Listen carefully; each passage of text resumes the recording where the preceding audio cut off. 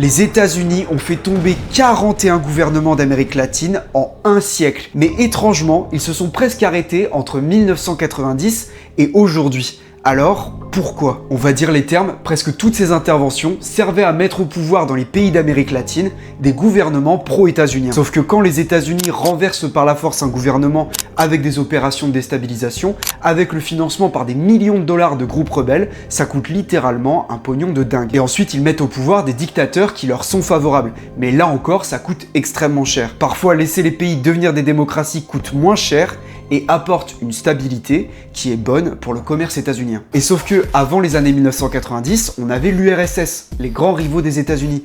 Et comme avec Cuba, ils pouvaient sortir un pays de la zone d'influence américaine. Face à cette menace, il fallait une réponse rapide et brutale, ce qu'étaient les opérations de déstabilisation américaines. Par contre, après la chute de l'URSS, il est toujours hors de question que des pays d'Amérique latine puissent mener des politiques anti-états-uniennes. Simplement, on change de stratégie et on utilise des outils moins coûteux, à savoir la dette. Très simple, dans les années 70, on a des dictatures au pouvoir dans les pays d'Amérique latine, et elles s'endettent à mort auprès de la sphère états-unienne. Sauf qu'ensuite, dans les années 90, ces pays d'Amérique latine deviennent des démocraties.